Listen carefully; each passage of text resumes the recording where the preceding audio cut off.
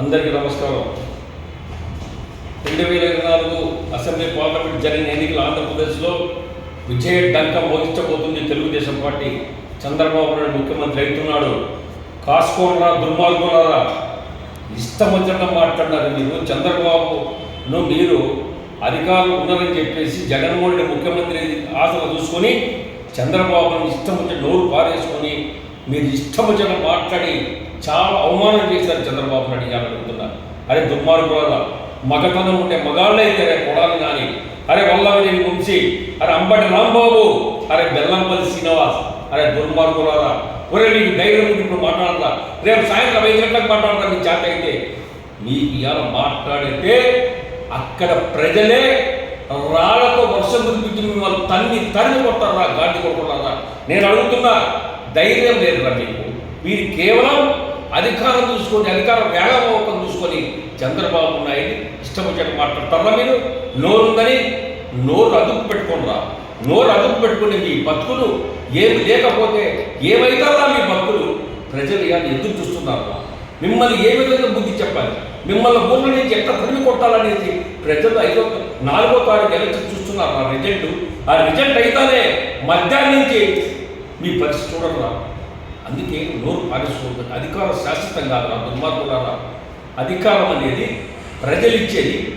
అధికారాన్ని దుర్యోగం చేయకుండా ప్రజలకు అన్ని విధాల శాసనాలు అందించి రాష్ట్ర పరిపాలన బాగా చేయాలని మీకు అధికారం ఇచ్చారు.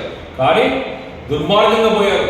మీ ముఖ్యమంత్రి మొదలుకొని, మీ మంత్రివర్గం మొదలుకొని, మీరు మీలాంటి చెత్తనాకుడు కొంత ఇష్టం వచ్చేట మాట్లాడి మీ యొక్క పదవికి దుర్యోగం చేసి నాశనం చేశారు ఆంధ్రప్రదేశ్. మీరాగా ఎలక్షన్ నిలబడేది, మీరాగా ఎలక్షన్లో తెచ్చేది. మంత్రివర్గం ఉన్నటువంటి 95% మొత్తం ఓడిపోతున్నారా. చిక్కు తెచ్చుకోవాలా. ప్రజలు చిక్కొట్టారు మిమ్మల్ని. తెలుగుదేశం పార్టీకి చంద్రబాబు నాయుడు వ్యక్తి రాష్ట్రానికి అవసరం. చంద్రబాబు నాయుడు కాబోయే ముఖ్యమంత్రి అయినట్టే రా. ముఖ్యమంత్రి 9వ తారీఖు ప్రమాణ స్వీకారం చేయబోతున్నారా దుర్మార్గులారా. ఈరోజు మీ పరిస్థితి ఏంట్రా. మీరు బదాలు తిరగలుగుతారా. అసలు ఆంధ్రప్రదేశ్లో ఉంటారా మీరు? ధైర్యం ఉండాలా మీకు? అందుకనే తెలుగుదేశం పార్టీ కార్యకర్తలారా, నాయకులారా అందరికీ విజ్ఞప్తి చేస్తున్నా, ఆ దుర్మార్గుని ఎంత చేసినా, ఎంత మాట్లాడినా వాళ్ళ పాపన వాళ్ళు పోతారు. అది భగవంతుడే ఇవాళ శిక్ష విధిస్తున్నాడు. భగవంతుడు ఇవాళ జగన్మోహన్ రెడ్డి ఇంటికి పంపిస్తున్నాడు. చంద్రబాబు నాయుడు ముఖ్యమంత్రి సీట్లో కూర్చోబెట్టి న్యాయం చేయబోతున్నాడు చంద్రబాబు నాయుడుకి. ఆ భగవంతుడు అన్నిటికీ భగవంతుడు చూసుకుంటాడు. కూటమి గెలుస్తుంది. తెలుగుదేశం, జనసేన, బీజేపీ కూటమి ఇవాళ ప్రభుత్వం ఏర్పాటు జరుగుతుంది. అన్ని సర్వేలు ఇవాళ రాష్ట్రం కాదు భారతదేశంలో ఉన్నటువంటి అన్ని ఛానల్స్ కూడా చంద్రబాబు నాయుడు కూటమి గెలుస్తుంది, చంద్రబాబు ముఖ్యమంత్రి అవుతున్నాడని చెప్పి చెప్పడం జరిగింది.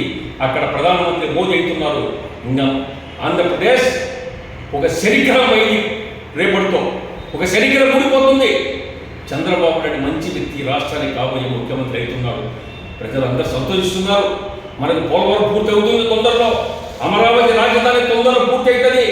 మన ప్రజలందరూ కన్నటువంటి అక్కడ రైతాంగం అందరూ కూడా అక్షంతులాలు తెలుపుతూ జైలు కొడుతూ కాబోయే సీఎం చంద్రబాబు అని చెప్పేసి ప్రతి ఒక్కరు నోటు నుంచి వస్తుందంటే ఆ భగవంతుడు ఖచ్చితంగా ప్రజల కోరికని ఈరోజు తీర్చి రేపు రిజల్ట్ అనుకోని విధంగా పెద్ద బ్రహ్మాండంగా రిజల్ట్ నేను అడుగుతున్న ఇలా నాకు ఎగ్జిట్ పోల్స్ కన్నా ఎక్కువనే పూర్తి మెజార్టీ తెలుగుదేశం పార్టీకి వస్తుందని, కూటమికి వస్తుందని నేను తెలియజేస్తున్నాను.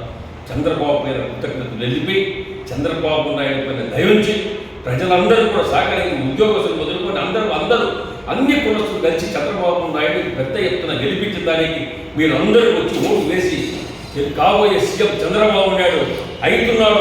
మనందరం అనుకున్నట్టు చంద్రబాబు నాయుడు 9వ తారీఖు ప్రమాణ స్వీకారం చేస్తున్నాడు.